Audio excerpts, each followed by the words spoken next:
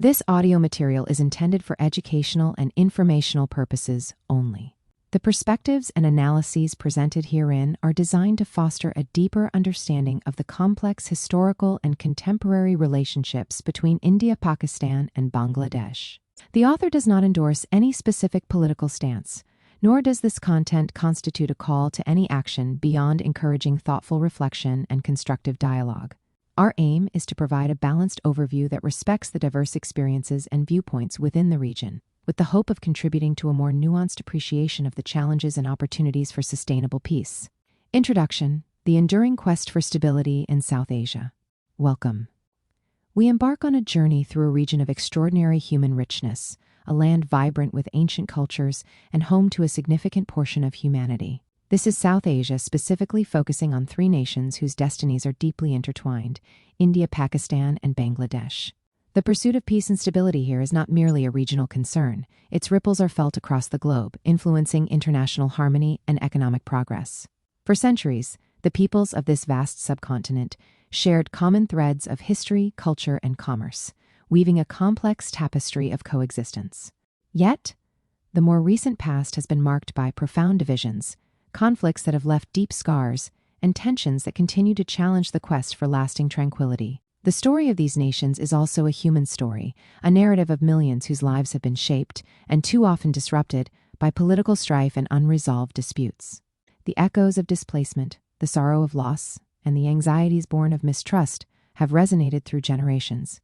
Yet, alongside these shadows, there exists an equally powerful and enduring aspiration: the deep-seated desire for peace, for a future where cooperation triumphs over conflict, and where the immense potential of the people can be fully realized. When we speak of sustainable peace, we envision something far more profound than the simple cessation of hostilities.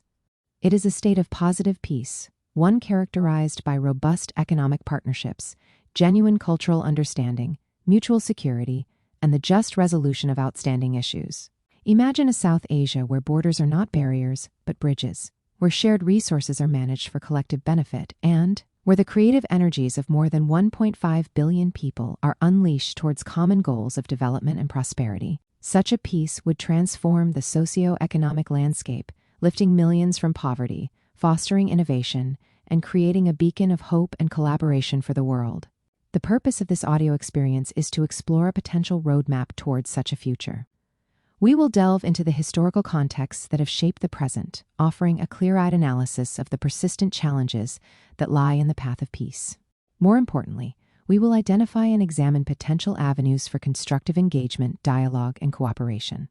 Our approach will be balanced and informative, aiming to present a multifaceted understanding accessible to a wide audience. This is not a story of assigning blame, but one of seeking solutions, not a narrative of despair, but one of cautious yet determined optimism. Join us as we explore the complex past, the challenging present, and the hopeful future of India, Pakistan, and Bangladesh on their journey towards sustainable peace. Part 1. Understanding the Historical Tapestry, from Unity to Division and New Nations. Chapter 1.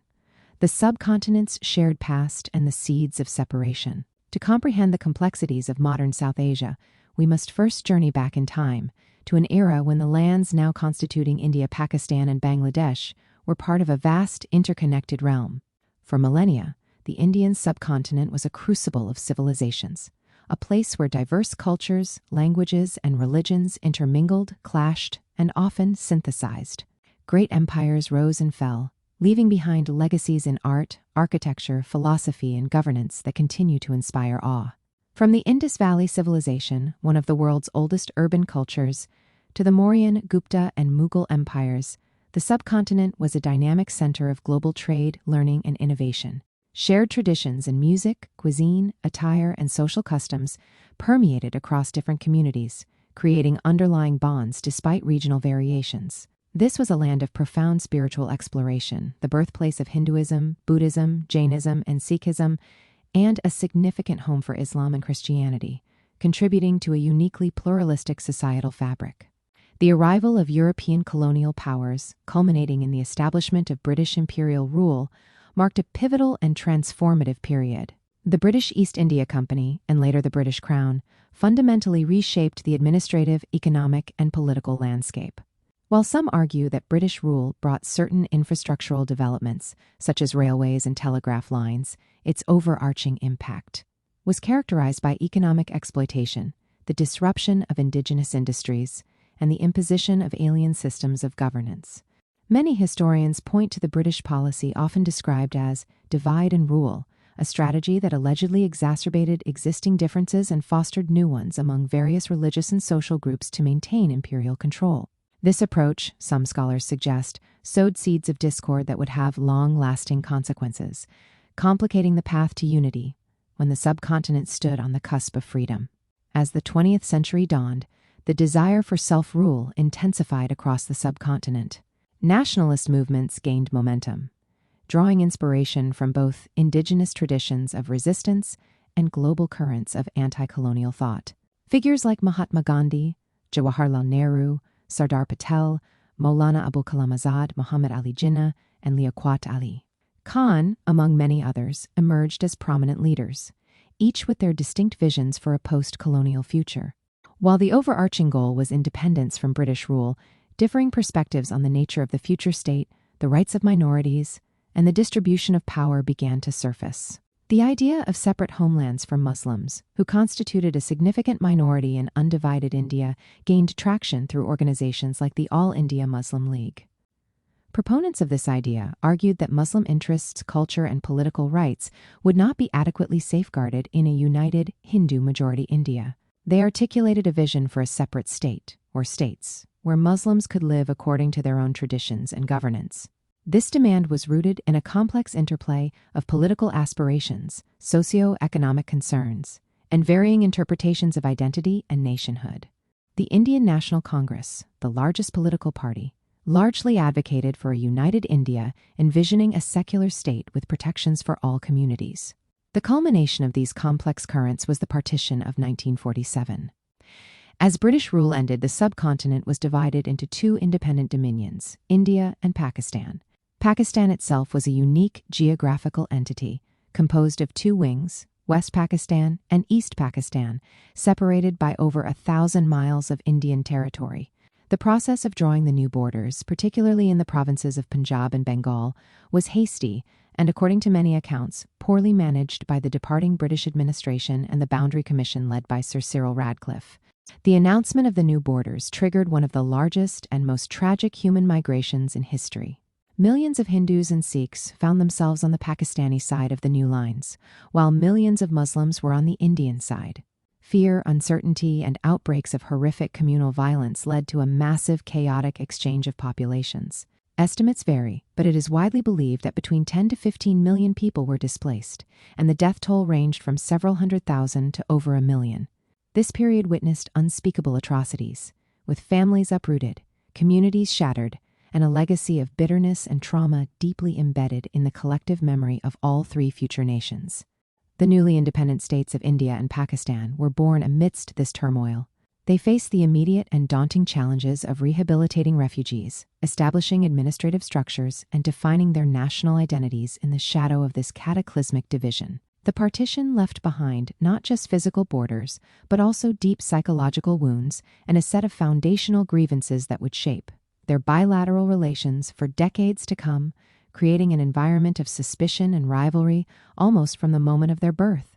The echoes of 1947 continue to resonate, a somber reminder of the human cost of division and the profound complexities that underpin the quest for lasting peace in the region.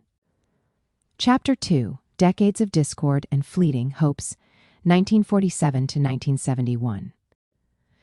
The initial years following independence in 1947 were a period of immense challenge and nation-building for both India and Pakistan.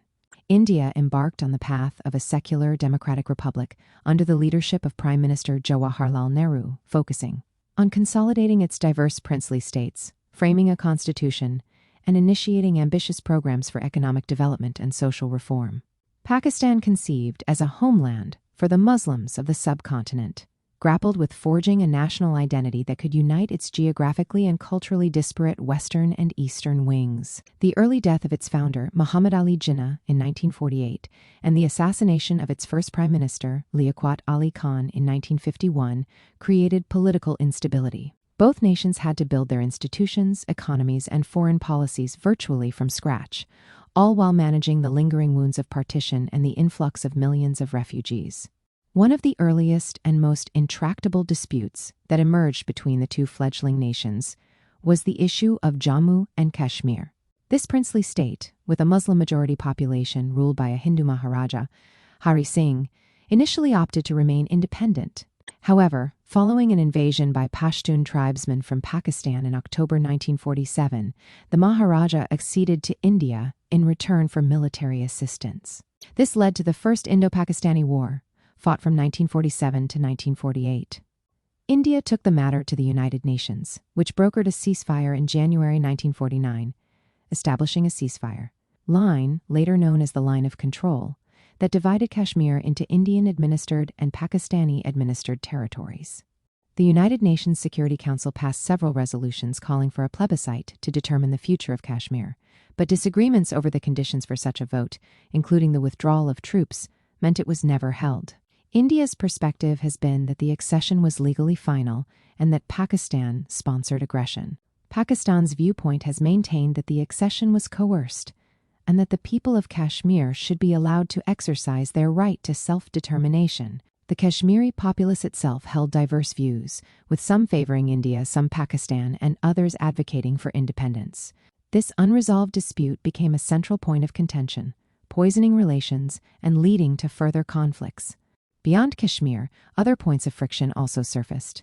Competition for resources, ideological differences, and border skirmishes marked the early relationship. However, amidst these tensions, there were also moments of cooperation. A significant achievement was the Indus Waters Treaty, signed in 1960. Brokered by the World Bank, this treaty successfully allocated the waters of the Indus River system between the two countries, resolving a potentially explosive issue. It has largely held for over 6 decades, demonstrating that peaceful agreements were possible even in a climate of general hostility. The fragile peace was shattered again in 1965. The second major Indo-Pakistani War erupted in August and September of that year. Accounts of its origins differ. Some sources indicate it began with covert Pakistani attempts to infiltrate forces into Indian-administered Kashmir to incite an insurgency under an operation codenamed Operation Gibraltar. India retaliated by crossing the international border in Punjab, launching a full-scale military offensive. The war was fought on several fronts and resulted in thousands of casualties on both sides. It ended after 22 days with a United Nations-mandated ceasefire, followed by the Tashkent Declaration in 1966, mediated by the Soviet Union, where both sides agreed to withdraw to their pre-conflict positions. However, the underlying issues, particularly Kashmir, remained unresolved, and the war further deepened mutual suspicion and animosity. Internally, Pakistan faced growing strains, particularly between its more dominant western wing and its eastern wing, East Pakistan, which is present-day Bangladesh. East Pakistan, though more populous, felt increasingly marginalized politically, economically, and culturally. Grievances included the imposition of Urdu as the sole national language despite the prevalence of Bengali in the east, disparities in economic development and resource allocation, and underrepresentation in the military and civil services. The language movement of 1952 in East Pakistan, where students demanding recognition for the Bengali language were killed by police, became a powerful symbol of Bengali cultural assertion and resistance to perceived West Pakistani domination. These internal tensions were building towards a crisis that would fundamentally alter the geopolitical map of South Asia in the coming years, setting the stage for another major conflict with profound implications for all three nations. The period between 1947 and 1971 was thus characterized by a volatile mix of nation-building efforts, unresolved historical disputes, open warfare, and simmering internal discontent, laying a complex and often fraught foundation for the future. Chapter 3. The birth of Bangladesh and a new regional configuration. The simmering discontent in East Pakistan reached a boiling point in the late 1960s and early 1970s.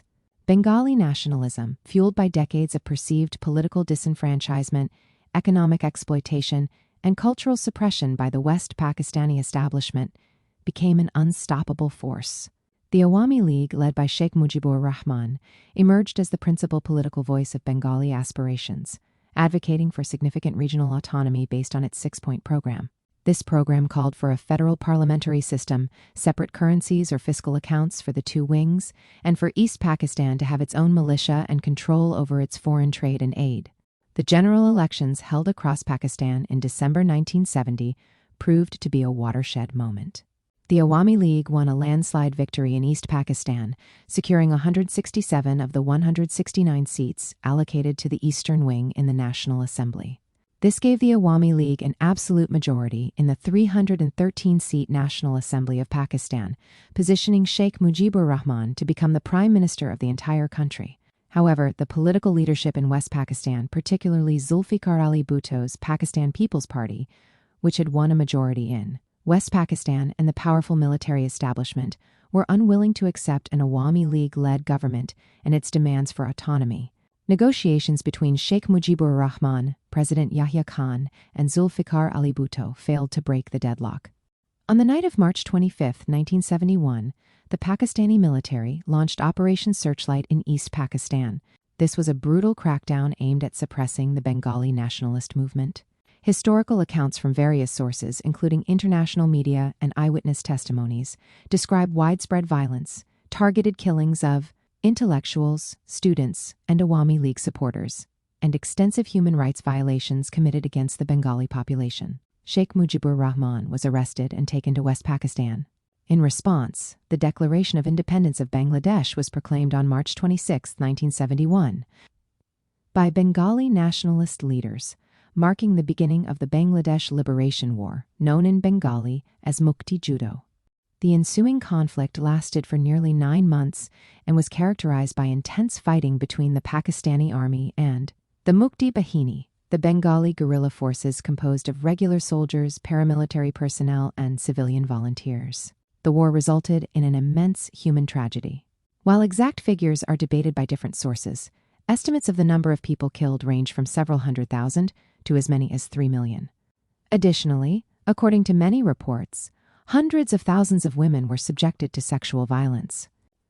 The conflict also triggered a massive refugee crisis, with an estimated 10 million Bengalis fleeing to neighboring India to escape the violence, placing an enormous economic and social burden on India. India's involvement in the crisis grew as the refugee influx increased and reports of atrocities mounted. New Delhi began providing humanitarian aid, shelter to refugees, and eventually military support to the Mukti Bahini. India's stated motivations included humanitarian concerns, the destabilizing effect of the refugee crisis on its eastern states, and a strategic interest in seeing a friendly government emerge in East Pakistan, thereby weakening its rival, Pakistan. On December 3, 1971, after Pakistan launched preemptive airstrikes on several Indian air bases in the west, India formally entered the war on the side of the Bengali nationalists. This marked the beginning of the Third Indo-Pakistani War. The Indian military, coordinating with the Mukti Bahini, launched a swift and decisive campaign in East Pakistan. Simultaneously, fighting also occurred on the Western Front between India and Pakistan. The war concluded on December 16, 1971, when the Pakistani forces in East Pakistan, numbering around 93,000 soldiers, signed the Instrument of Surrender in Dhaka. This led to the birth of the independent nation of Bangladesh, with Sheikh Mujibur Rahman eventually released from prison in West Pakistan to become its first leader. The human cost of the war was staggering for all involved, particularly for the people of Bangladesh, who had endured immense suffering but had also achieved their long-sought independence. The new nation faced formidable challenges of reconstruction, rehabilitating millions of displaced people, and building its institutions from the ground up. The emergence of Bangladesh fundamentally altered the geopolitical landscape of South Asia. Pakistan was significantly reduced in size and population, and the event led to a period of deep introspection within the country. For India, the war was seen as a major strategic victory, enhancing its regional influence. In July 1972, India and Pakistan signed the Simla Agreement. In this accord, both countries agreed to resolve their differences by peaceful means through bilateral negotiations, to respect the line of control in Jammu and Kashmir resulting from the ceasefire of December 17, 1971, and to work towards a durable peace. The Simla Agreement laid down principles for future relations, but the core issues, especially Kashmir, remained contentious. The birth of Bangladesh thus created a new trilateral dynamic in the subcontinent. adding another layer of complexity to the already intricate web of relationships between India-Pakistan and the newly independent nation of Bangladesh. The events of 1971 left an indelible mark on the collective memories and national identities of all three countries, shaping their interactions for decades to follow. Part 2. Identifying the enduring obstacles to peace. Chapter 4. Territorial Disputes and Border Complexities. Lines on a Map, Scars on a Region. Decades after the momentous changes of 1947 and 1971, the political map of South Asia, while established, continues to be marked by deeply entrenched territorial disputes and complex border issues. These unresolved legacies are not mere lines on paper.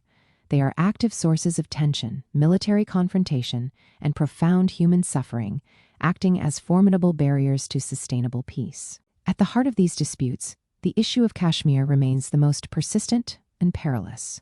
Following the 1971 war and the Simla Agreement, the ceasefire line in Kashmir became known as the Line of Control. The Simla Agreement bound both India and Pakistan to respect this line pending a final settlement of the dispute and committed them to resolving the issue through bilateral negotiations. However, a final settlement has remained elusive. The late 1980s witnessed the beginning of a significant armed insurgency against Indian rule in the Indian-administered part of Jammu and Kashmir. Perspectives on the origins and nature of this insurgency vary widely. India has consistently accused Pakistan of fomenting and supporting the insurgency through training, funding, and arming militant groups that cross the line of control. Pakistan has denied these allegations, asserting that it provides only moral, diplomatic, and political support to what it considers an indigenous Kashmiri struggle for self-determination. Various Kashmiri groups themselves have had differing aims, with some advocating for accession to Pakistan, others for independence, and yet others seeking a resolution within the Indian constitutional framework but with greater autonomy. The human cost of this long-running conflict has been immense, with tens of thousands of lives lost, widespread displacement, and severe impacts on the socio-economic fabric of the region. Another flashpoint along the line of control, and indeed beyond it, is the Siachen Glacier in the northern part of Kashmir. This desolate, high-altitude area became a site of military confrontation in 1984 when India launched Operation Meghdoot, preempting what it stated were Pakistani plans to occupy the glacier. Since then, both countries have maintained military posts in this inhospitable terrain, at altitudes exceeding 20,000 feet, making it the world's highest battlefield. The financial and human costs of maintaining these positions are enormous, with more soldiers succumbing to the extreme weather conditions than to direct combat. Despite numerous rounds of talks, the Siachen dispute remains unresolved, a stark symbol of the deep-seated mistrust and strategic competition. The line of control itself is one of the most heavily militarized frontiers in the world. Frequent ceasefire violations, including shelling and small arms fire, have become a tragic norm, often resulting in civilian casualties on both sides. Each country typically blames the other for initiating these violations, further fueling the cycle of recrimination and distrust. The constant military tension along the line of control not only endangers the lives of those living in border areas, but also keeps the entire region on edge, with the ever-present risk of escalation. Various proposals for resolving the Kashmir dispute have been floated over the years. These range from maintaining the status quo and converting the line of control into an international border, to joint sovereignty, to various forms of autonomy or independence for the region, and to the implementation of United Nations resolutions calling for a plebiscite. However, each of these proposals faces significant opposition from one or more of the involved parties, highlighting the immense complexity of finding a mutually acceptable solution. Beyond the central issue of Kashmir, other border disputes and complexities also strain relations.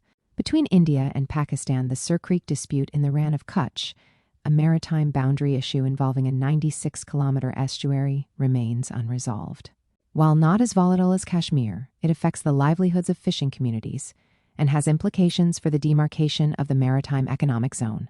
Between India and Bangladesh, significant progress has been made in resolving historical border issues. A landmark land boundary agreement was ratified in 2015, which involved the exchange of 162 enclaves, small pockets of one country's territories surrounded by the others. This historic agreement resolved a decades-old humanitarian issue for the more than 50,000 residents of these enclaves who had effectively been stateless. However, challenges related to managing the long and porous India-Bangladesh border persist. These include issues of illegal migration, cross-border smuggling of goods and cattle, and human trafficking. Both countries have invested in border fencing and increased surveillance, but the sheer length and difficult terrain of the border make effective management a continuous challenge. There are also concerns, often voiced in India, regarding alleged illegal immigration from Bangladesh, which can become a contentious political issue. Conversely, there have been instances where actions by border security forces have led to tensions. The challenge of porous borders is also linked to the activities of non-state actors.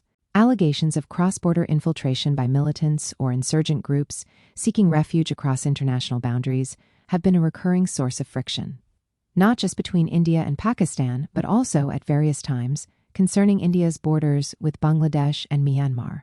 Addressing these territorial disputes and effectively managing border complexities requires immense political will, a commitment to sustained dialogue, and a willingness to explore creative and mutually acceptable solutions. Until these lines on the map cease to be sources of conflict and instead become gateways for peaceful exchange, the road to sustainable peace in South Asia will remain arduous. Chapter 5: Political, Ideological, and Governance Differences.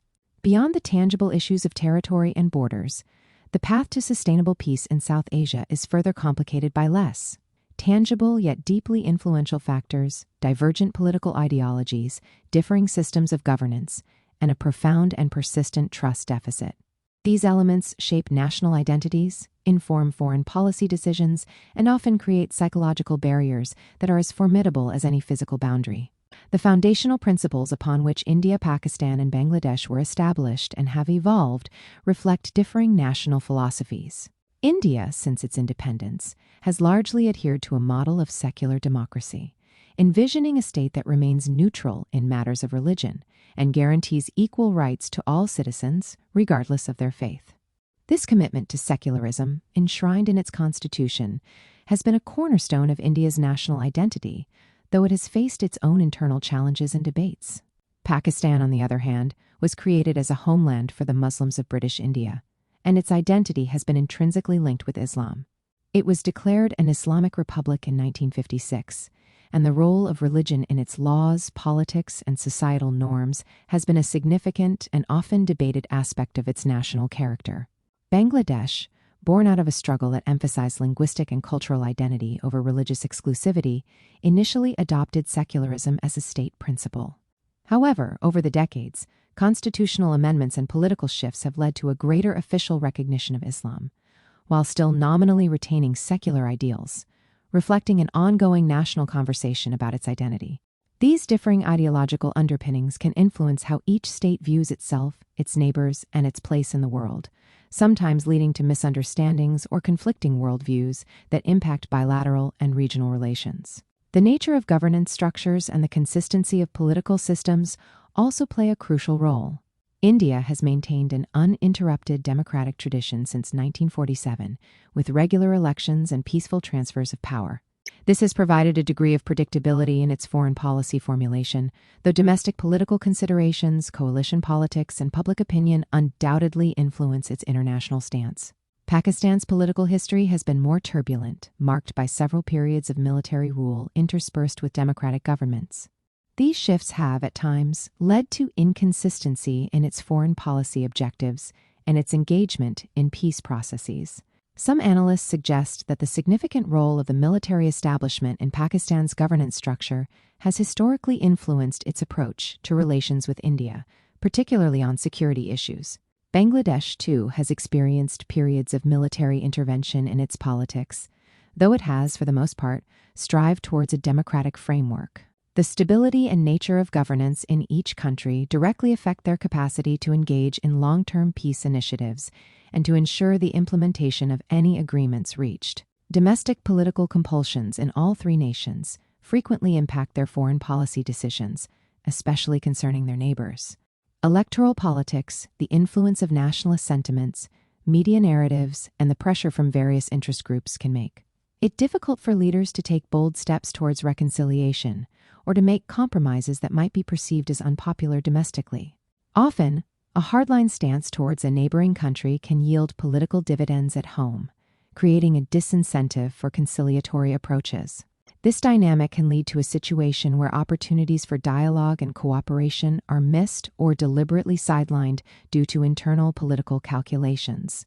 Perhaps the most pervasive obstacle is the deep-seated trust deficit that permeates the relationships, particularly between India and Pakistan, but also to a lesser extent in other bilateral dynamics within the region. This mistrust is a legacy of historical conflicts, unresolved disputes, and years of mutual suspicion and recrimination. Historical events are often interpreted through starkly different lenses, with national textbooks, media outlets, and political discourse in each country frequently perpetuating narratives that cast neighbors in a negative light. These enemy images, once created, are difficult to dispel and are passed down through generations, creating a psychological barrier to understanding and empathy. Overcoming this profound trust deficit requires a concerted effort to challenge biased narratives, promote more objective historical accounts, and create platforms for genuine human interaction that can help break down stereotypes. Until this chasm of suspicion is bridged, even well-intentioned peace initiatives will struggle to gain traction, as motives will continue to be questioned and commitments doubted.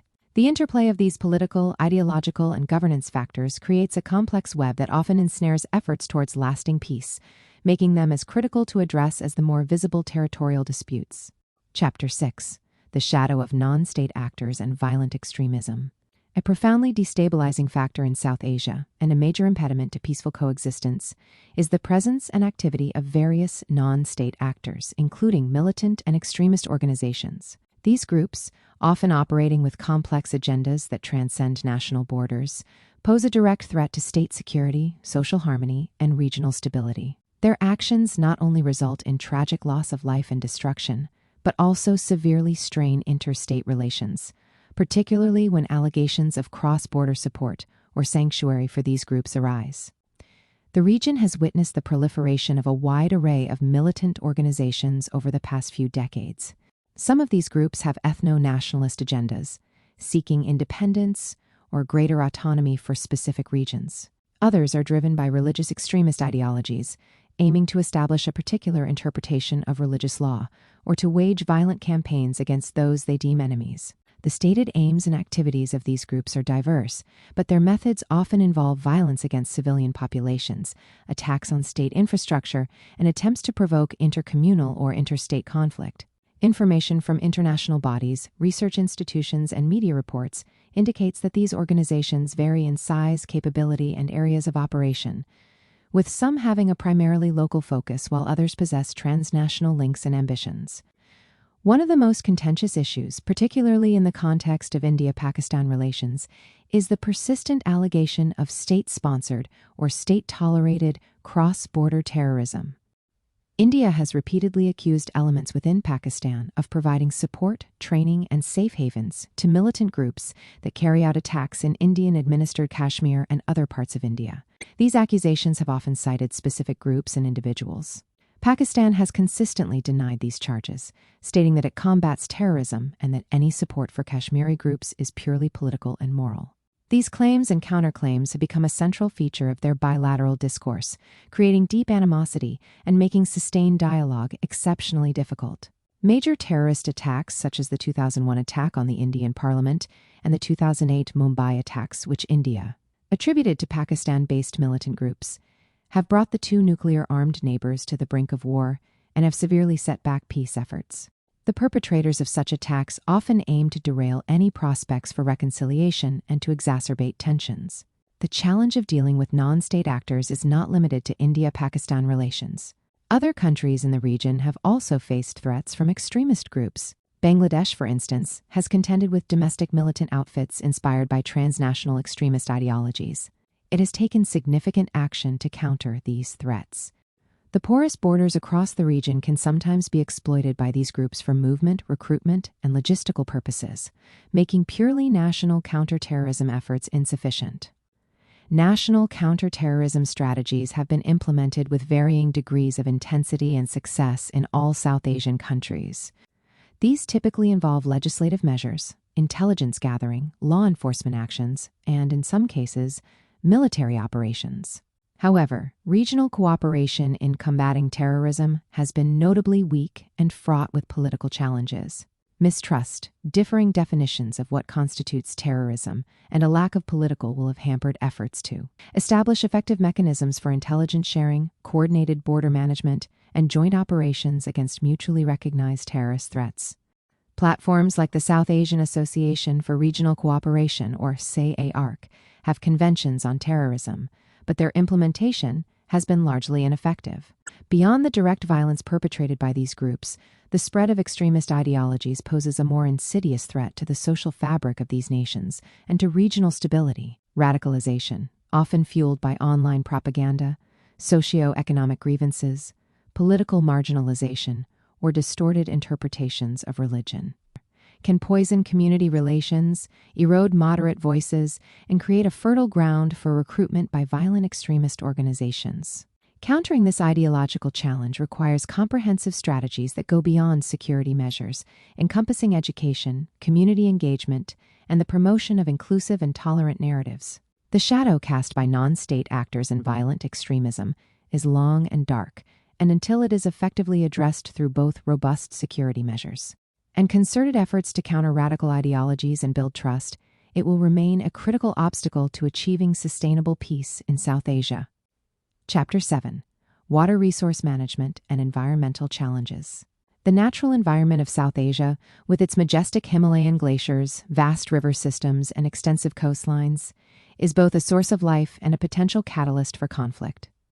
The management of shared water resources and the escalating impacts of climate change present formidable challenges that transcend national borders and demand cooperative solutions. Failure to address these issues equitably and sustainably can exacerbate existing tensions and create new fault lines.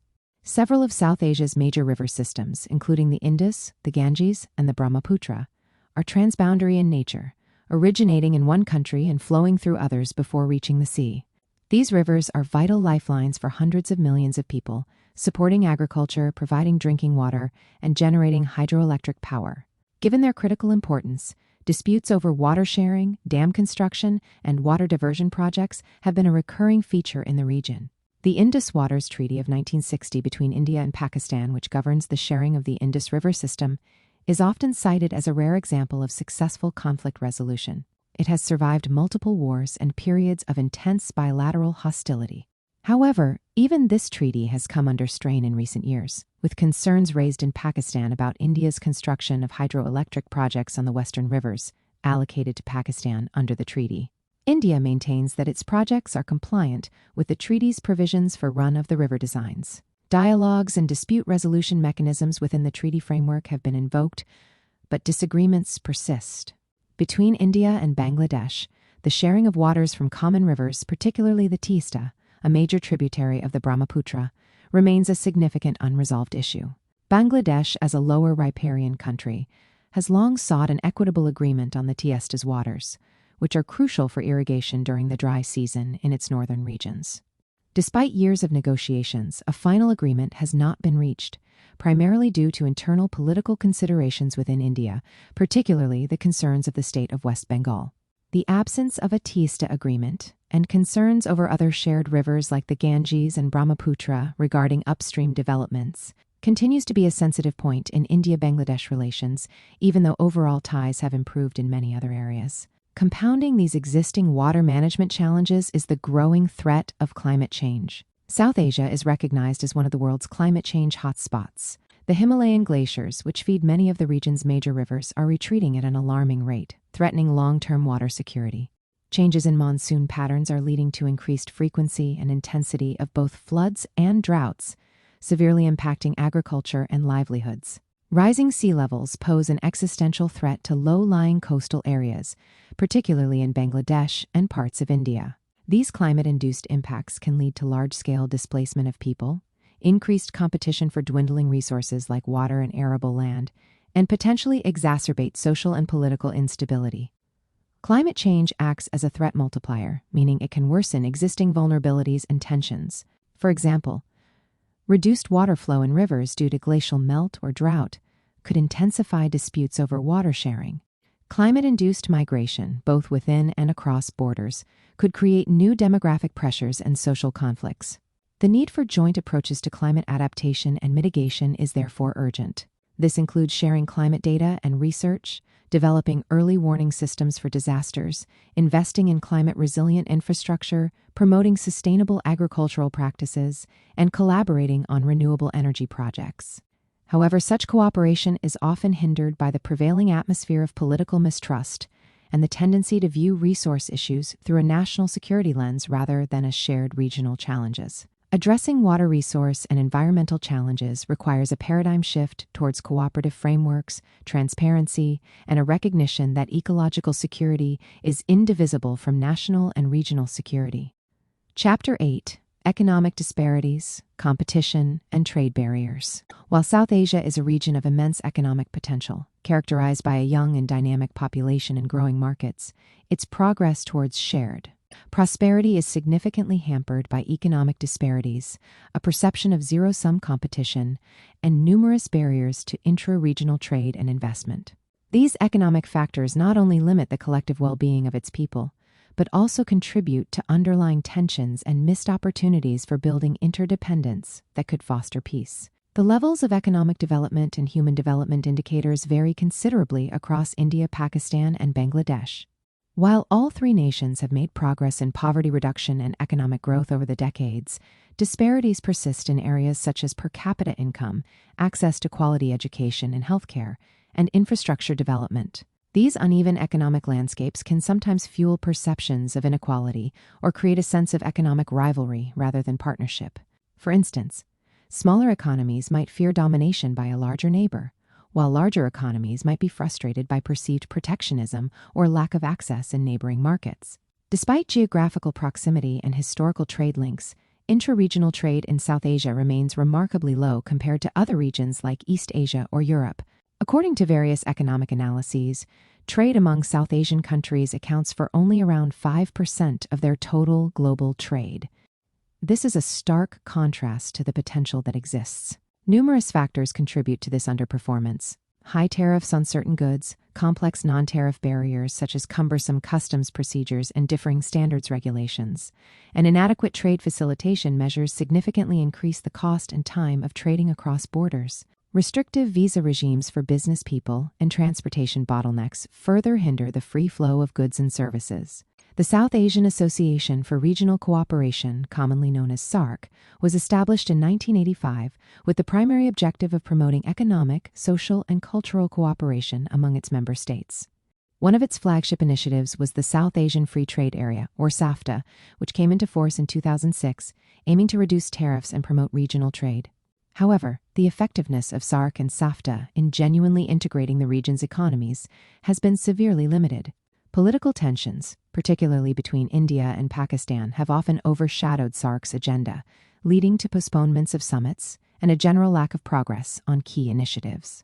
The sensitive lists maintained by member countries, which exclude many key products from tariff concessions under SAFTA, also curtail its impact.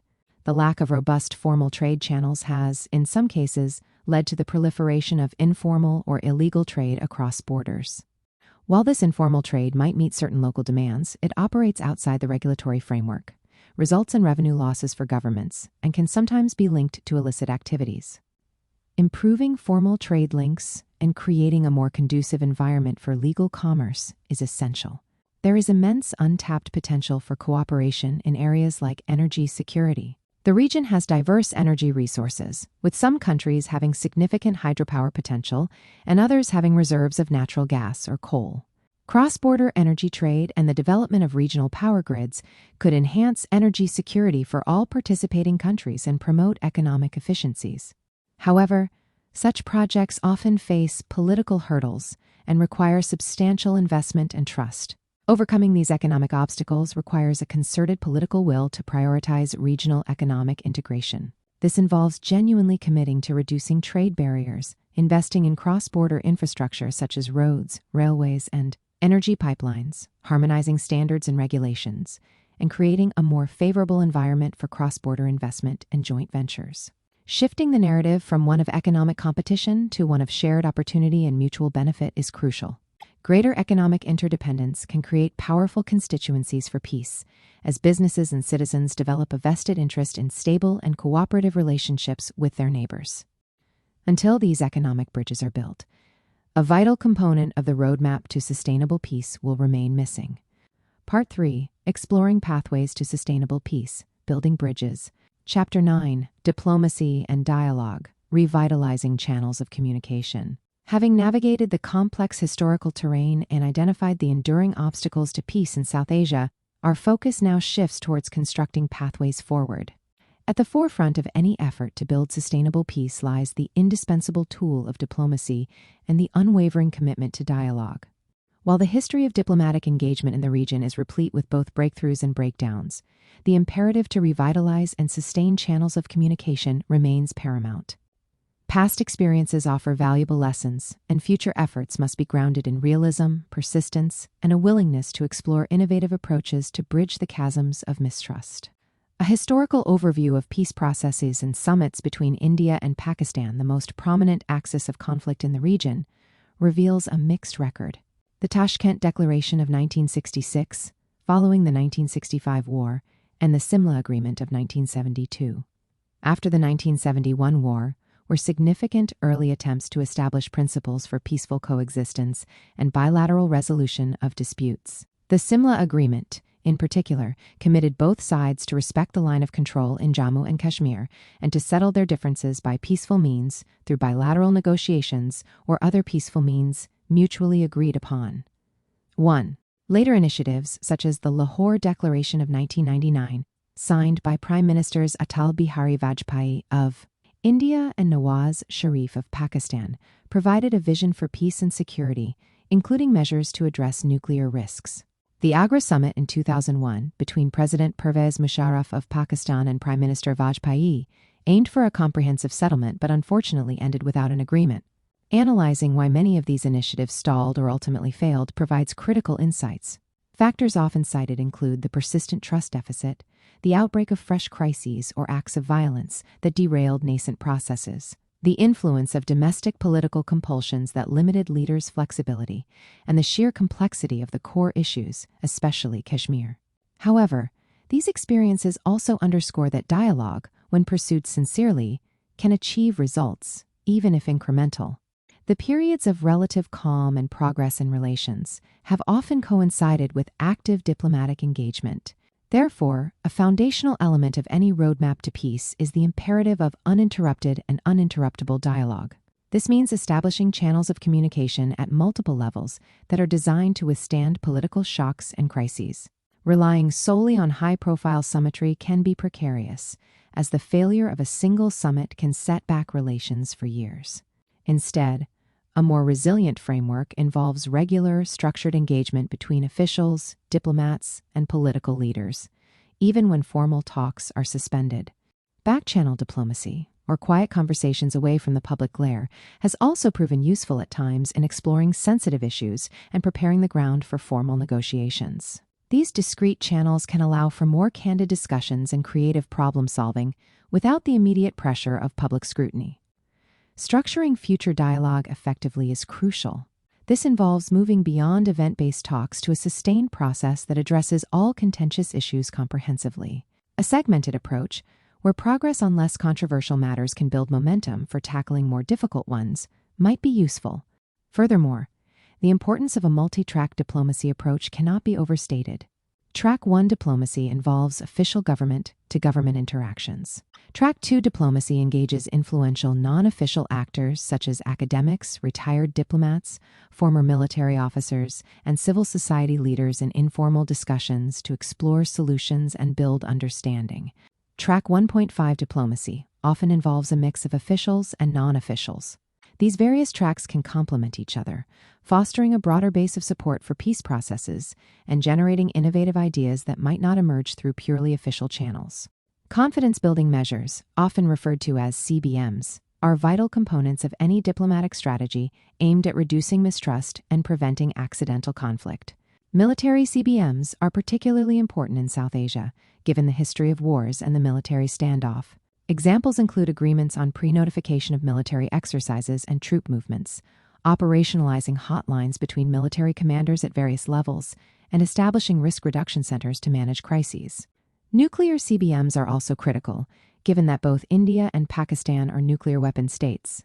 Existing agreements, such as the one prohibiting attacks against each other's nuclear installations and facilities, and pre-notification of flight testing of ballistic missiles, are important starting points that need to be strengthened and expanded. The sincerity of implementation of CBMs is as important as their negotiation. Regular review and updating of these measures are necessary to ensure their relevance and effectiveness in a changing security environment. Finally, looking beyond bilateral efforts, exploring viable international or regional mechanisms for dispute resolution could be considered should direct negotiations repeatedly falter. While bilateralism has been the preferred mode, particularly for India, mechanisms for impartial arbitration or mediation, if mutually agreed upon by all parties, could potentially offer a way forward on specific intractable issues. However, the success of any such mechanism would depend entirely on the political will of the concerned states to accept and implement its outcomes. Revitalizing diplomacy and dialogue is not a simple task. It requires patience, perseverance, courage, and a steadfast belief in the possibility of a peaceful future. It is the bedrock upon which all other efforts to build bridges must rest. Chapter 10: Economic Cooperation and Regional Integration, Weaving Interdependence. While diplomatic engagement addresses the political and security dimensions of conflict, fostering economic cooperation and regional integration offers a powerful, complementary pathway to sustainable peace. The logic is compelling. When nations build robust economic ties, they create mutual dependencies and shared interests that make conflict significantly more costly and cooperation far more beneficial. Weaving a web of economic interdependence can transform adversaries into partners, creating tangible stakes in each other's stability and prosperity. South Asia, despite its immense potential, remains one of the least economically integrated regions in the world, presenting a vast untapped opportunity. The economic case for peace is overwhelmingly strong. Currently, countries in the region allocate substantial portions of their national budgets to military expenditure. Imagine the transformative impact if even a fraction of these resources, often termed the peace dividend, were redirected towards critical areas like education, healthcare, infrastructure development, and poverty alleviation. Increased trade, investment, and tourism resulting from a peaceful environment could unleash tremendous economic growth, create millions of new jobs, and significantly raise living standards across the region. A more integrated South Asian economy could also become a more powerful engine for global growth and attract significantly more foreign investment. To unlock this potential, a concerted effort is needed to facilitate trade and investment. This begins with systematically reducing tariff and non-tariff barriers that currently stifle intra-regional commerce. Simplifying and harmonizing customs procedures, synchronizing product standards, and improving trade logistics can drastically cut down the time and cost of doing business across borders. Investing in better connectivity is equally vital. This includes developing modern road and rail networks, upgrading ports, establishing efficient trade corridors, and facilitating cross-border energy pipelines and electricity grids. Encouraging cross-border investment and the formation of joint ventures can further deepen economic linkages, allowing businesses to leverage comparative advantages and access larger markets. Easing visa regimes for business people, skilled professionals, and investors is another practical step that can yield significant benefits. Regional frameworks have a crucial role to play in this endeavor. The South Asian Association for Regional Cooperation, or SAARC, was established with the noble aim of promoting such integration. However, as noted earlier, its progress has been severely hampered by political tensions. Revitalizing SAARC requires genuine political commitment from all member states to insulate its economic and social agenda from bilateral political disputes. This might involve empowering the SAARC Secretariat, focusing on achievable projects, and ensuring better implementation of existing agreements like the South Asian Free Trade Area, or SAFTA. Strengthening SAFTA by reducing sensitive lists and addressing non-tariff barriers is essential. Alongside efforts to revitalize SAARC, alternative or complementary platforms can also drive integration. The Bay of Bengal Initiative for Multi-Sectoral, Technical, and Economic Cooperation, known as BIMSTEC, which brings together countries from South and Southeast Asia, offers a promising avenue for cooperation, particularly in areas like trade, investment, transport connectivity, and energy. Sub-regional initiatives like the Bangladesh-Bhutan-India-Nepal Initiative, often referred to as BBN, can also act as building blocks for broader regional integration by focusing on specific projects in areas like motor vehicle movement, water resources management, and energy trade. South Asia can also learn valuable lessons from other successful regional integration models around the world, such as the Association of Southeast Asian Nations, or ASEAN, or the European Union, adapting these experiences to its unique context. Identifying specific sectors for collaboration can create tangible benefits and build momentum for deeper integration. The energy sector offers enormous potential. Countries with surplus energy can export to those facing deficits, leading to optimized resource utilization and enhanced energy security for all. Cooperation in developing renewable energy sources like solar and wind power can help address climate change concerns while meeting growing energy demands. Information technology is another area where South Asian countries have significant strengths, and collaboration in areas like software development, e-commerce, and digital connectivity can create new opportunities. Tourism is a largely untapped resource, promoting regional tourism circuits, easing travel formalities, and jointly marketing the region's diverse attractions can boost economies and foster people-to-people understanding. Agriculture, a mainstay for a large portion of the region's population, can also benefit from shared research, technology transfer, and cooperation in managing food security. Building economic interdependence is not a panacea for all political problems, but it can fundamentally alter the strategic calculus, making peace a more attractive and rational choice. As businesses forge cross-border partnerships and citizens experience the direct benefits of regional cooperation, powerful constituencies for peace will emerge, advocating for stable and predictable relationships. This economic pathway, though challenging, holds the promise of transforming South Asia from a region of conflict to a region of shared prosperity and opportunity. Chapter 11: Cultural Exchange and People-to-People Connectivity, Healing Hearts and Minds. While diplomatic negotiations and economic agreements form the structural pillars of peace, the foundation upon which these pillars must rest is a deeper understanding and empathy between the peoples of the region. Healing the hearts and minds scarred by decades of conflict and suspicion requires more than treaties. It demands genuine human connection.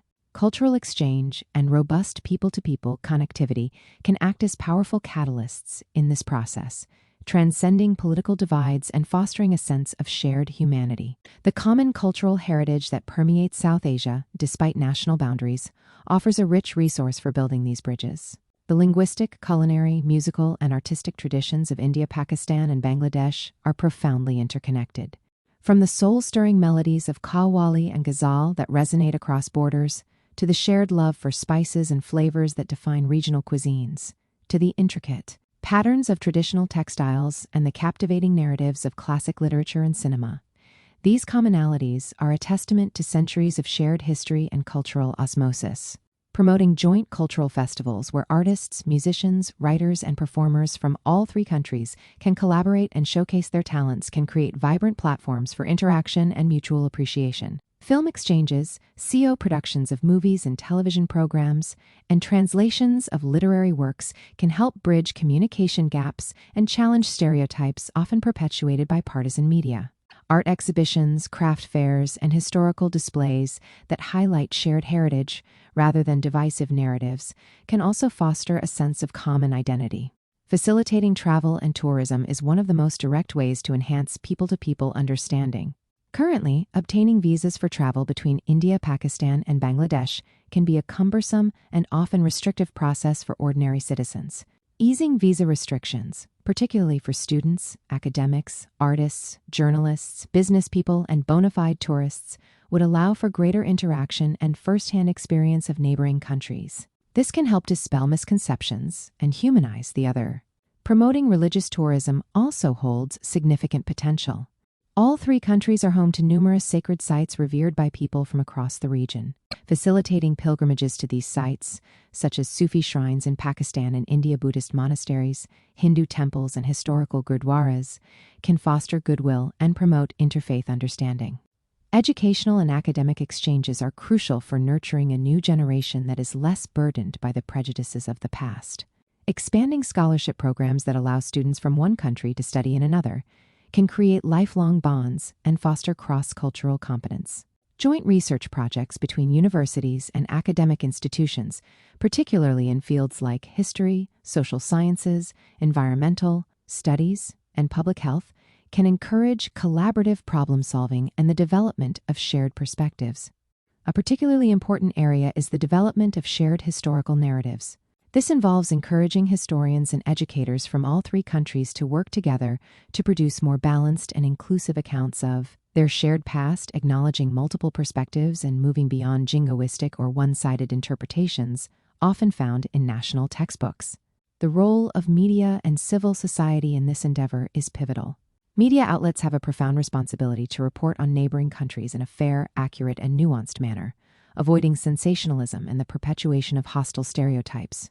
Encouraging responsible journalism through training programs, exchange visits for journalists, and the establishment of codes of conduct can help create a more informed public discourse. Supporting independent media and cross-border media collaborations that focus on human interest stories and positive peace initiatives can also be beneficial. Civil society organizations, including non-governmental organizations, peace activists, women's groups, and youth associations, are often at the forefront of peace-building efforts. Providing them with resources, platforms, and political space to conduct cross-border dialogue, reconciliation workshops, and joint advocacy campaigns can significantly contribute to healing hearts and minds. Even sports diplomacy, which has a long history in the region, particularly cricket matches between India and Pakistan, can, when managed positively, provide moments of shared excitement and friendly rivalry that temporarily transcend political tensions. Building these people-to-people connections is a long-term process. It requires patience, sustained investment, and a commitment from governments to create an enabling environment.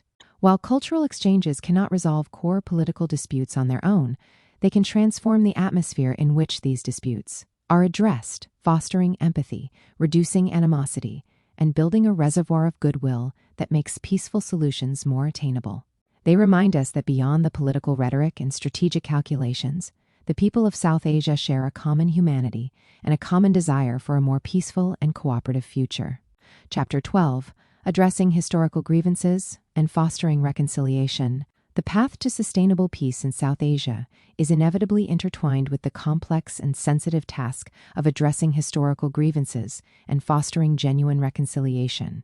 The conflicts and divisions of the past, particularly the Partition of 1947 and the 1971 Bangladesh Liberation War, have left deep wounds and conflicting narratives of victimhood and injustice. Ignoring these historical traumas or allowing them to fester will only perpetuate cycles of mistrust and animosity. While confronting the past is fraught with challenges, it is a necessary step towards building a future based on mutual respect and understanding. The challenge of memory and justice is central to this process. Each nation, and indeed different communities within each nation, often hold starkly different interpretations of historical events. Narratives of suffering, betrayal, and heroism are frequently constructed along national or communal lines, making it difficult to arrive at a shared understanding of the past. Seeking justice for historical wrongs is also incredibly complex. Retributive justice, focused on punishing perpetrators, may not always be feasible or conducive to healing, especially when events occurred decades ago and involved widespread societal participation or state actions.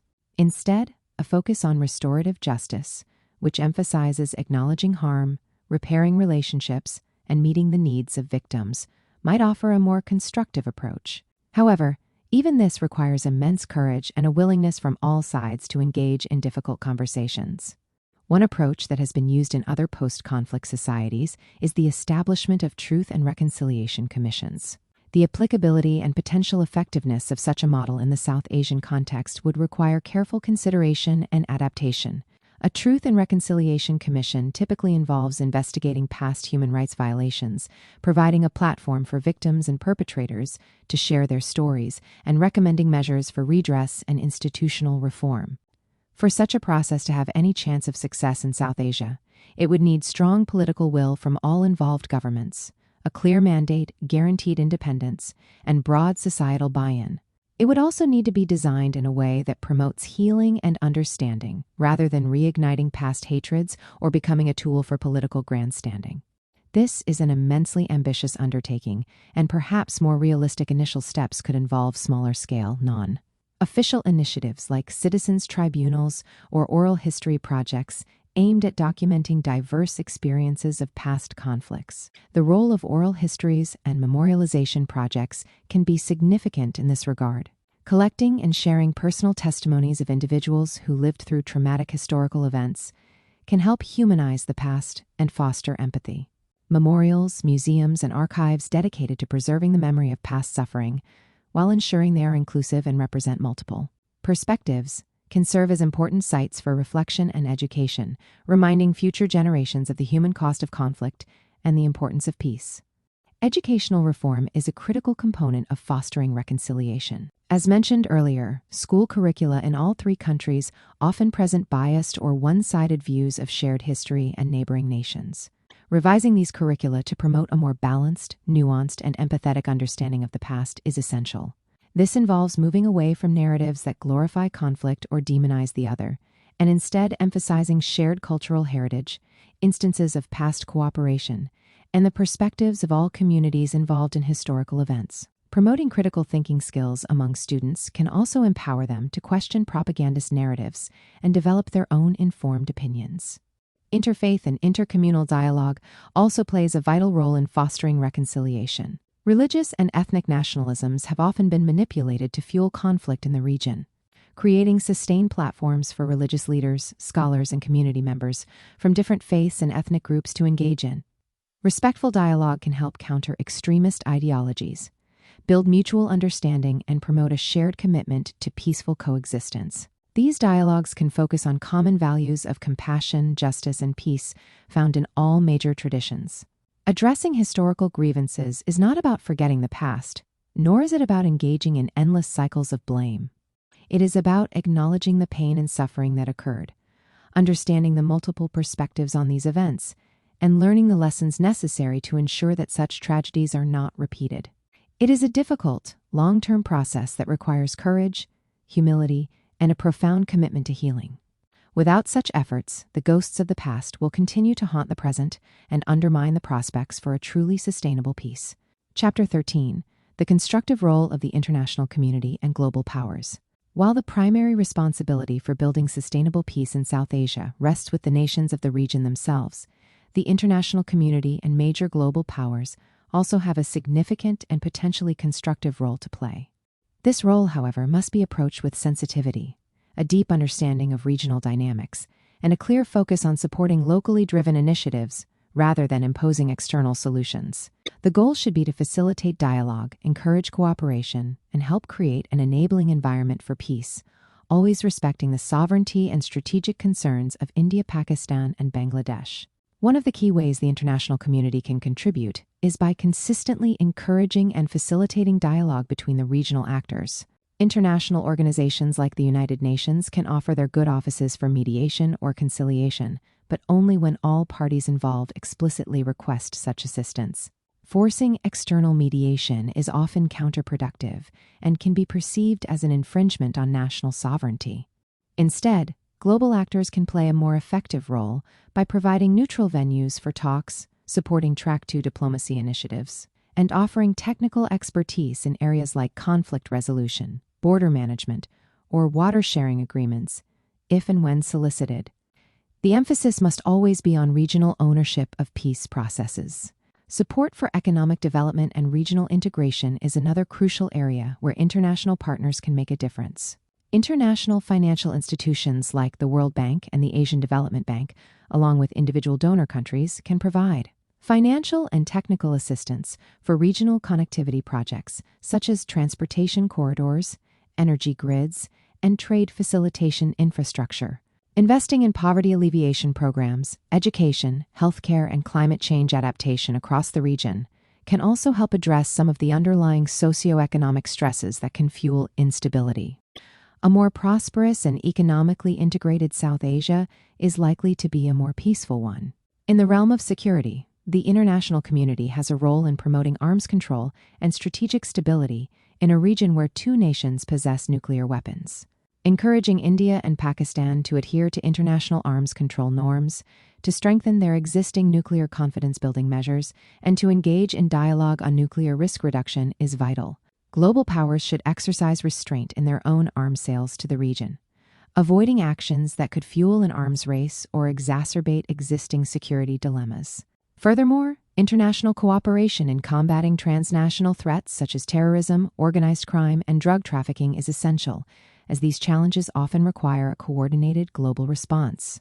The major global powers, including the United States, China, Russia, and the European Union, all have significant interests in South Asia, and their policies can have a profound impact on regional dynamics. It is crucial that these powers pursue policies that prioritize regional stability and cooperation over narrow geopolitical competition. Actions that appear to favor one country over another in regional disputes can undermine trust and complicate peace efforts. Instead, a coordinated approach among external powers, emphasizing shared interests in a peaceful and prosperous South Asia, would be far more constructive. For instance, these powers could collectively support regional initiatives aimed at economic integration, counterterrorism, or environmental protection. The international community can also play a role in supporting human rights, good governance, and democratic institutions within the region, as these are important foundations for lasting peace and stability. This support should be offered respectfully and constructively, in partnership with local civil society and governments. Furthermore, sharing best practices and lessons learned from successful peace processes and regional cooperation models in other parts of the world can provide valuable insights, provided these are adapted to the specific context of South Asia. Ultimately, the international community must act as a responsible and supportive partner, one that empowers regional actors to find their own solutions. Its role is not to dictate terms or take sides, but to help create conditions conducive to peace, to offer assistance when needed, and to consistently champion the principles of dialogue, cooperation, and respect for international law. A stable, peaceful, and prosperous South Asia is in the interest of the entire world, and a collaborative international approach can make a meaningful contribution to achieving that vision. Part 4. Envisioning a Shared Future. From Conflict to Cooperation. Chapter 14. The Tangible Benefits of Lasting Peace, a Brighter Horizon. Having navigated the complexities of history, the stubbornness of present obstacles, and the potential pathways towards reconciliation, we now turn our gaze to the horizon to envision the profound and tangible benefits that sustainable peace could usher in for India, Pakistan, and Bangladesh. This is not an exercise in utopian dreaming, but a realistic assessment of the transformative power that peace holds for over 1.8 billion people, nearly a quarter of humanity. The dividends of peace are not merely abstract concepts, they translate into concrete improvements in the daily lives of ordinary citizens, fostering an environment where human potential can flourish, economies can thrive, and societies can heal. Let us explore in greater detail the multifaceted blessings that a truly peaceful South Asia could offer. The first and perhaps most widely discussed benefit is the economic renaissance that would undoubtedly sweep across the region. For decades, substantial portions of national budgets in all three countries have been allocated to defense and security, resources diverted from pressing developmental needs. Imagine for a moment a scenario where a lasting peace allows for a significant progressive reduction in military expenditure. Consider if even a conservative 10%, then perhaps 20%, and eventually more, of current defense budgets could be reallocated. These are not insignificant sums. They represent billions upon billions of dollars annually. Such funds, freed from the coffers of conflict, could be strategically invested to catalyze a comprehensive socio-economic transformation. Picture these resources flowing into education. This could mean the construction of tens of thousands of new schools in remote villages and underserved urban areas, ensuring that every child has access to quality foundational learning. It could mean equipping these schools with modern teaching aids, libraries, and digital infrastructure. It could fund the recruitment and intensive training of hundreds of thousands of new teachers and provide better salaries and professional development for existing educators. At the higher education level, this peace dividend could translate into more scholarships and grants for deserving students, the establishment of new world-class universities and research institutions, and the strengthening of vocational training programs to equip young people with the skills needed for a modern economy. The long-term impact of such an investment in human capital would be immeasurable, fostering innovation, critical thinking, and a more informed citizenry. Similarly, consider the impact on healthcare. Reallocated funds could finance the building of hundreds of new hospitals, primary healthcare centers, and specialized clinics, particularly in rural and marginalized communities. This would improve access to essential medical services, reduce infant and maternal mortality rates, and enhance the overall health and well-being of the population. Investments could be made in medical research, disease prevention programs, and public health initiatives aimed at tackling communicable and non-communicable diseases. A healthier population is a more productive population, and peace provides the resources to make this a reality. Beyond Educat Ion and healthcare, the peace dividend could fuel unprecedented infrastructural development. This encompasses not just the expansion and modernization of transportation networks, highways, railways, ports, and airports, facilitating smoother movement of goods and people within and between countries. It also includes critical investments in digital infrastructure, ensuring widespread access to high-speed internet and communication technologies, which are vital for economic growth and social connectivity in the 21st century. Furthermore, resources could be dedicated to improving basic amenities, like access to clean drinking water, sanitation facilities, and sustainable housing for all citizens, dramatically improving public health and quality of life. A stable and peaceful environment would naturally lead to a surge in regional trade and investment. The current low levels of intra-regional trade are a stark anomaly given the geographical proximity and economic complementarities. With the dismantling of political barriers and the simplification of trade protocols, we could witness an exponential increase in commerce. Imagine trucks laden with agricultural produce from the fertile plains of Punjab crossing borders effortlessly, textiles from Bangladesh finding vast new markets in India, and information technology services from Indian hubs being readily utilized by businesses in Pakistan. The agricultural sector, which employs a significant portion of the population in all three countries, could particularly benefit from shared research, technology transfer, and open markets, leading to enhanced food security and higher incomes for farmers. Specialized products, from Pakistani mangoes to Indian spices to Bangladeshi jute goods, could find eager consumers across the region. This surge in trade would be accompanied by a significant increase in both domestic and foreign investment. A larger, integrated South Asian market, free from the shadow of conflict, would be an incredibly attractive destination for investors. Joint ventures between Indian, Pakistani, and Bangladeshi companies could flourish, leveraging respective strengths in manufacturing, services, and technology. Foreign direct investment, which often shies away from regions perceived as unstable, would likely flow in at much higher rates, bringing capital, technology, and expertise. This economic dynamism would create a virtuous cycle of growth and opportunity. The tourism sector would experience an unprecedented boom. South Asia is blessed with an extraordinary diversity of attractions, from the majestic Himalayas and serene beaches to ancient historical sites, vibrant cultural centers, and places of profound religious significance. With eased visa regimes and improved safety perceptions, tourists from within the region and around the world would flock to explore these treasures. Imagine heritage circuits that seamlessly connect historical sites across borders, ecotourism initiatives that protect and showcase the region's stunning natural beauty, and spiritual journeys that allow pilgrims to visit sacred places without impediment. This tourism boom would not only generate substantial revenue, but also create millions of jobs in hospitality, transportation, and related services, particularly benefiting local communities. All these factors, the peace dividend, increased trade and investment, and a thriving tourism sector, would contribute to massive job creation and a significant improvement in standards of living. Direct employment would be generated in expanding industries, while indirect employment would rise in ancillary sectors. Poverty rates would decline sharply as more people gain access to sustainable livelihoods. A larger and more prosperous middle class would emerge, driving further consumption and economic growth.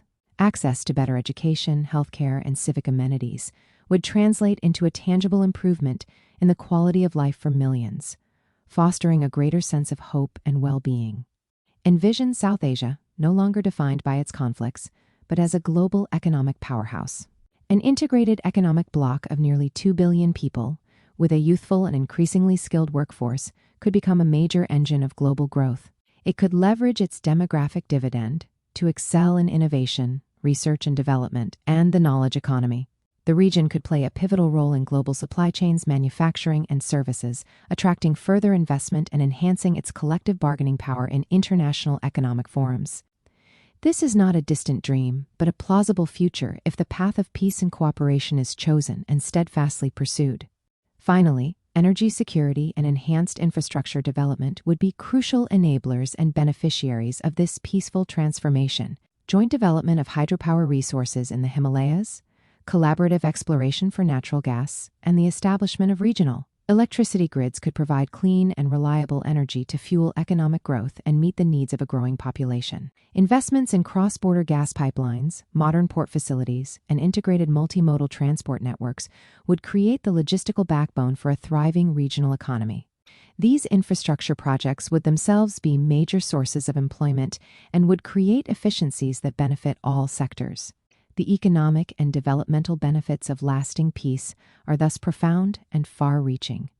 They offer a future where poverty is a relic of the past, where opportunity abounds, and where the immense human and natural potential of South Asia is fully realized for the collective good.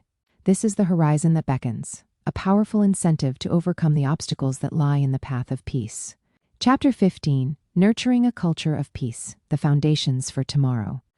While the tangible benefits of peace offer compelling incentives, the edifice of a shared, prosperous future must be built upon an even deeper foundation, a resilient culture of peace.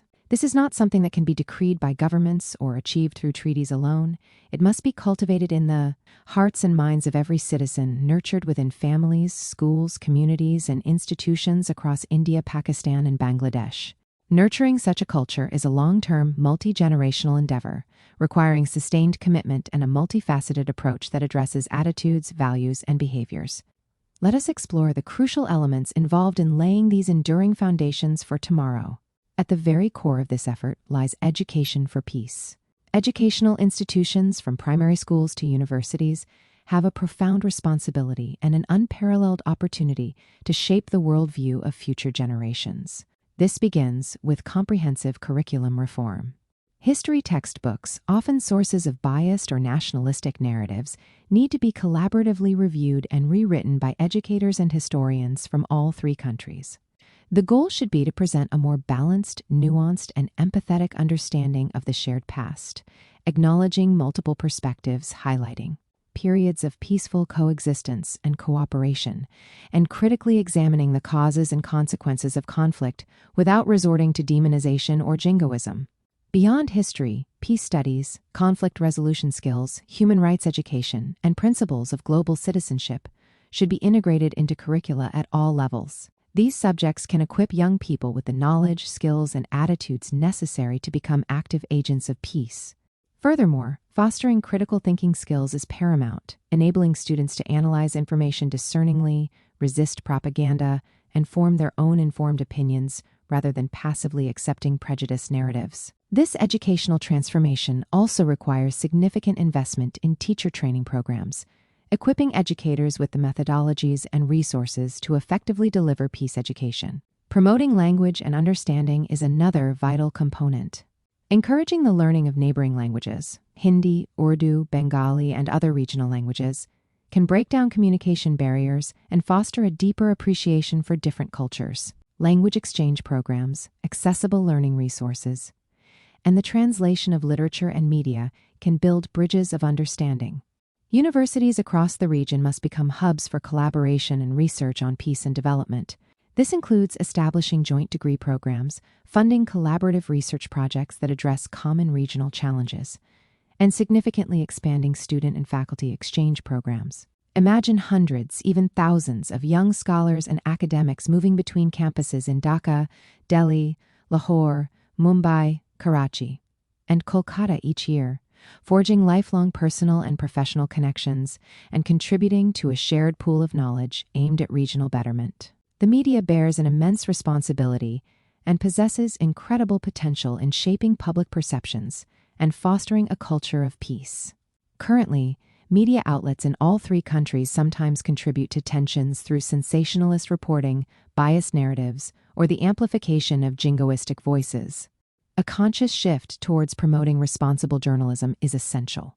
This can be encouraged through the development and adoption of voluntary codes of conduct for conflict-sensitive reporting, specialized training programs for journalists covering regional issues, and unwavering support for independent media outlets committed to accuracy, fairness, and depth. There is a pressing need for more stories that humanize the other, that highlight positive examples of cross-border cooperation, and that explore the shared aspirations of ordinary people for peace and prosperity. Cross-border media collaborations can be particularly powerful. Imagine joint documentary productions that explore shared historical events from multiple perspectives, news programs that feature balanced discussions between analysts from different countries, or online platforms co-created by journalists from India, Pakistan, and Bangladesh to provide nuanced coverage of regional affairs. Such initiatives can help break down information silos and counter nationalist echo chambers. Equally important are collaborative efforts to identify and counter hate speech and disinformation. The proliferation of fake news and inflammatory content, especially on social media, can quickly poison the atmosphere and incite violence. Digital literacy initiatives that teach citizens how to critically evaluate online information, coupled with fact-checking mechanisms and responsible platform governance, are crucial tools in this fight. No group is more critical to building a peaceful future than the youth, who must be empowered as agents of change. Young people in South Asia, constituting a significant demographic bulge, are often more open to new ideas, less burdened by the historical baggage of older generations, and possess immense energy and creativity. Comprehensive youth exchange programs should be a cornerstone of any peace-building strategy. These can take many forms: cultural exchanges where young artists, musicians, and performers collaborate, educational exchanges that go beyond universities to include schools and vocational institutions, sports tournaments that promote friendly competition and camaraderie, and volunteer programs where young people from different countries work together on community development projects. Leadership development programs specifically designed to nurture young leaders committed to peace, regional cooperation, and democratic values are also vital. These programs can provide training in negotiation, mediation, advocacy, and project management, empowering young people to take active roles in peace-building initiatives within their own communities and across borders. Establishing regional youth parliaments or youth summits can provide valuable platforms for young people to engage in dialogue on pressing regional issues, formulate policy recommendations, and present their vision for the future to political leaders. In an increasingly digital world, harnessing technology offers new avenues for youth engagement. Online forums, social media campaigns promoting peace and understanding, virtual exchange programs, and collaborative digital art projects can connect young people across borders, fostering a sense of shared South Asian identity. The role of arts, culture, and sports in sustaining peace cannot be underestimated, as these are languages that often transcend political and linguistic barriers. Joint cultural festivals and events, regularly held in different cities across the region, can become vibrant celebrations of shared heritage and diversity. These events should not be mere one-off occurrences, but sustained programs that build lasting connections between artistic communities. Collaborative artistic endeavors, such as CO-produced films that tell stories of common human experiences, musical compositions that blend diverse traditions, or theater productions that explore themes of reconciliation and hope, can have a powerful emotional impact and help reshape public perceptions. Sports, particularly popular ones like cricket, but also others like hockey, football, and kabaddi, can continue to be a unifying force if the spirit of fair play and mutual respect is emphasized over aggressive nationalism. Grassroots sporting activities and tournaments involving teams from different countries can build camaraderie and understanding from a young age. Strengthening civil society and grassroots peace-building efforts is essential for ensuring that peace initiatives are deeply rooted in society. This involves providing financial and technical support to local peace initiatives, the community-level organizations, peace committees, and individual activists who are often working tirelessly with limited resources on reconciliation, interfaith dialogue, and local development projects that bridge divides. The crucial role of women in peacebuilding must be actively highlighted and supported. Women often bear the brunt of conflict, but are also powerful agents of reconciliation and social cohesion. Ensuring their meaningful participation in all peace processes and supporting women-led peace initiatives is not just a matter of gender equality, but a strategic imperative for achieving sustainable peace. Furthermore, establishing and sustaining interfaith dialogue platforms at local, regional, and national levels is critical for building trust, countering religious extremism, and promoting a culture of mutual respect among diverse religious communities. These dialogues should move beyond token gestures to engage in substantive discussions on shared values and common challenges. Finally, to ensure that the momentum towards peace is sustained and not easily derailed, consideration should be given to institutionalizing peace. This could involve developing permanent regional institutions specifically dedicated to conflict prevention, mediation, and research on peace and security issues. Such institutions could serve as neutral platforms for dialogue, early warning systems for potential conflicts, and repositories of knowledge and best practices in peacebuilding. Creating robust mechanisms for the ongoing review, monitoring, and strengthening of peace agreements and cooperative initiatives is also important to ensure accountability and adaptability. A culture of peace is not static. It requires constant vigilance, reaffirmation, and a willingness to adapt to new challenges. Nurturing this culture of peace, brick by brick, conversation by conversation, and generation by generation, is perhaps the most profound investment that India, Pakistan, and Bangladesh can make in their shared future. It is an investment that promises returns far greater than any material wealth, the return of enduring harmony, mutual respect, and the flowering of human potential in a region finally free from the shadows of conflict. This journey requires patience, resilience, and an unshakable belief in the capacity of human beings to choose cooperation over confrontation and understanding over animosity. Part 5. Conclusion. The enduring dawn of a shared horizon.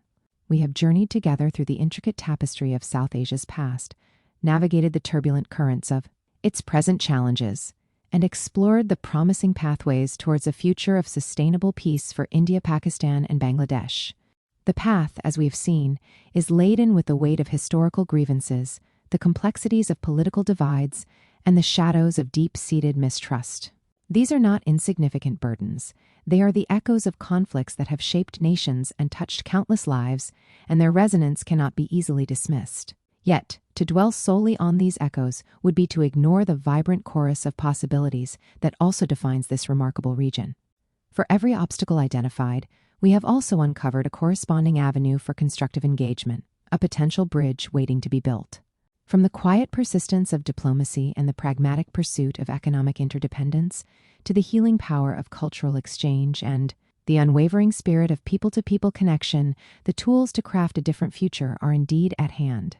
The vision of a South Asia transformed by peace, a region economically vibrant, socially harmonious, and a beacon of cooperative strength on the global stage, is not a fleeting mirage but a tangible prospect, powered by the immense human capital and shared aspirations of its people. The journey towards this brighter horizon requires more than just roadmaps and agreements, essential though they are. It demands an ascension of spirit, a collective rising above the narratives of division towards a new narrative of shared destiny. It calls for courage from leaders to make bold choices, wisdom to pursue dialogue even in the face of adversity, and empathy from citizens to see the humanity in those across borders. This is not a call for naive optimism, but for a determined and realistic hope, a hope anchored in the understanding that even the most entrenched conflicts can yield to persistent, principled effort. The true measure of this endeavor, however, lies not just in the present, but in the legacy we choose to build for the generations yet to come.